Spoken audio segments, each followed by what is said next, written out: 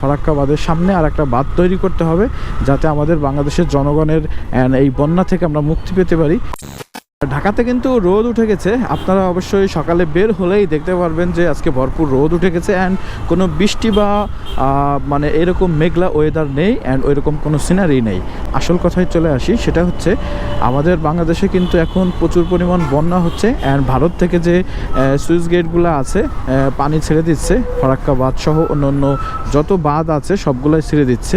তো এটা আমাদের জন্য খুবই দুঃখজনক এবং খারাপ কথা হচ্ছে, বিশেষ করে ফেনী, কুমিল্লা অ্যান্ড চট্টগ্রামের মানুষ সবথেকে বেশি বিপদে অ্যান্ড সেখানে মনে করেন ভরপুর বন্যা হচ্ছে, যেটা আসলে বলার মতন না। এখানে থেকে ট্রেন যাচ্ছে, তার মানে ট্রেন এখন নিয়মিতই যাচ্ছে, কিন্তু এই ট্রেনও কিন্তু চট্টগ্রামের লাইন দেখলাম যে পানি ডুবে মানে চট্টগ্রামের যে রেল সংযোগ আছে সেটাও বন্ধ। তো কথা হচ্ছে যে এই এলাকার মানুষ এখন খুবই বিপদে, তাদের আল্লাহ হেফাজত করুক, ভালো রাখুক, সেই দোয়াই কামনা করতেছি।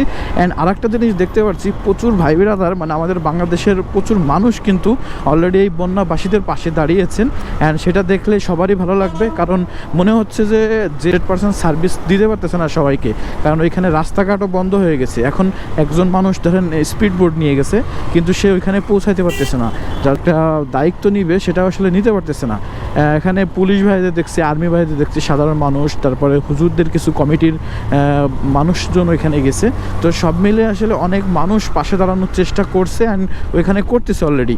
আজকের অবস্থাটা যে কী এখনও দেখিনি, কারণ সকালে ঘুম থেকে উঠে অফিসে যাচ্ছি অ্যান্ড আপনাদের সাথে এটাই শেয়ার করতেছি এখানের অবস্থা।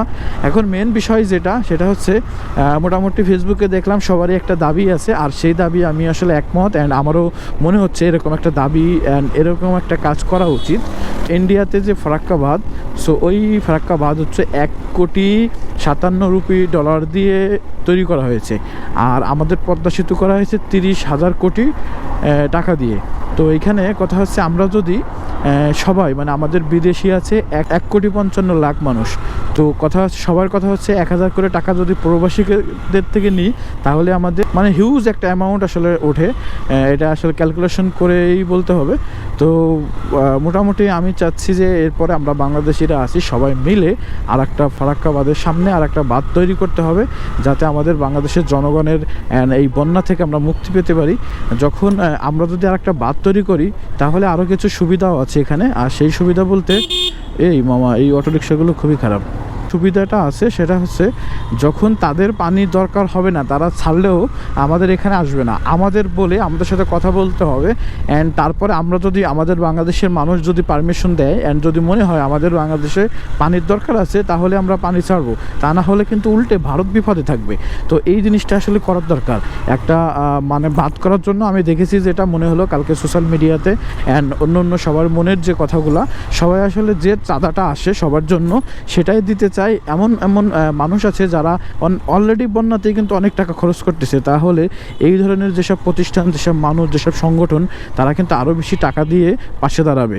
তাহলে সহজ হিসাবে কথা হচ্ছে যে ভারতের ফারাক্কা বাঁধের সামনে আর একটা বাঁধ তৈরি করি, তাহলে কিন্তু আমাদের তেমন একটা বাধা আসতেছে না, অর্থনৈতিক কোনো সমস্যা হবে না, কারণ সবাই আসলে হেল্প করতে চাচ্ছে। অ্যান্ড ডক্টর ইউনূস আমাদের যে প্রধান উপদেষ্টা, ওনাকে কিন্তু সবাই বলতেছে এবং প্রবাসীর থেকেও অনেকে বলতেছে যে আপনারা আসলে উদ্যোগ নেন, আমরা টাকার কোনো সমস্যা নেই, আমরা সবাই মিলেই আসলে টাকা দেবো অ্যান্ড একটা ফারাক্কা বাঁধ চাই। মানে 40 কিলোমিটার সামনে আসলে ফারাক্কা বাঁধটা দেওয়া উচিত। তো মোটামুটি এখন আসলে নোয়াখালী, ফেনী, কুমিল্লা, চট্টগ্রামের মানুষ খুবই বিপদে আছে। আল্লাহ যেন তাদের সবাইকে হেফাজত করুক অ্যান্ড সবাইকে মানে ভালো রাখুক, সুস্থ রাখুক অ্যান্ড বন্যা যেন আসলে না হয়, আর কোনোভাবেই আর একটা মানুষও যেন না মারা যায়, সেটাই সবথেকে বেটার হবে। অলরেডি মনে হয় 700-800 মানুষ মারা গেছে 3টা জেলার, কুমিল্লা, ফেনী, চট্টগ্রাম সহ সব জায়গায় মিলেই বলতেছি। এক্স্যাক্টলি 400 মানে 1000 প্লাস হয়ে গেছে হয়তোবা। তো আর একটা মানুষও মারা যাইতে দেওয়া যাবে না ভবিষ্যতে, কিন্তু আরও সামনে এর থেকে বড় বিপদও হতে পারে। সেই বিপদ থেকেই কিন্তু আমাদের রক্ষা পাওয়ার জন্য একটা বাঁধ নির্মাণ করা উচিত। তো সেই নির্মাণ কাজে আমরা সবাই হেল্প করব অ্যান্ড সবার সহযোগিতা দরকার। সবার জায়গার থেকে যতটুকু যা পারা যায় অবশ্যই দেব। আমার মনে হয় এই ফারাক্কা বাঁধটা তৈরি করতে আমাদের কোনো বাধাই হবে না, শুধু উদ্যোগ নেওয়ার দরকার অ্যান্ড সেটা করবো কিনা সেটাও বিষয়। তো আজকের ভিডিও এখানে শেষ। আল্লাহ হাফেজ, বাই বাই, টাটা। কারা আপনারা চাচ্ছেন এই ফারাক্কা বাঁধটা আমাদের বাংলাদেশে হোক অ্যান্ড সেটা আরও শক্তিশালীভাবে হোক, ওইটা মেবি 7,000 আপনার হচ্ছে 7,300 কিলোমিটার হচ্ছে উচ্চতা, কিন্তু আমরা যদি 7,500 কিলোমিটারের উপরে উচ্চতা দিই তাহলে কিন্তু আরও কোনো প্রবলেমই হবে না, উল্টে ভারত সবসময় বিপদে থাকবে।